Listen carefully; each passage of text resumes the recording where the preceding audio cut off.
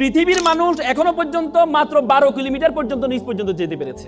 সেটা কে করেছে জানেন? 1970 সালে সোভিয়েত ইউনিয়ন। তারা চিন্তা করলো তারা পৃথিবীর নিচে যাবে, কারণ তারা জানে পৃথিবীর নিচে হচ্ছে কিনা আমাদের বরাবর নিচে হচ্ছে কি আমেরিকা।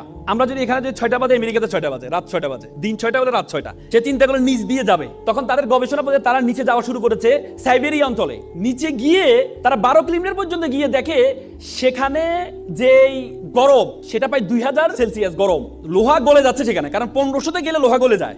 আপনি দেখেন সূর্য আমাদেরকে গরম দেয়, আমরা 40, 50, 60 সেলসিয়াস গরম পাই আমরা। সূর্য আমাদের গরম দেয়, কিন্তু মাটির নিচে কিভাবে গরম হয়? পরবর্তীতে আর যেতে পারে নাই। সেই গবেষণা প্রতিষ্ঠানের প্রধান ছিলেন ডক্টর এসবক। তিনি বলেন, আমি যখন যেতে পারছি না তখন আমি একটা মাইক্রোফোন পাঠিয়েছিলাম সাউন্ড নেওয়ার জন্য, ভিতরে কি সাউন্ড হয়।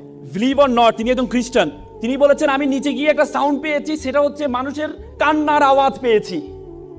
তিনি আবার বলেন, তিনি ভাবলেন এটা একটা ইকুইপমেন্ট বা আমি যে ইকুইপমেন্ট পাঠিয়েছি সেটার কোনো আওয়াজ হতে পারে। তিনি আবার পাঠালেন।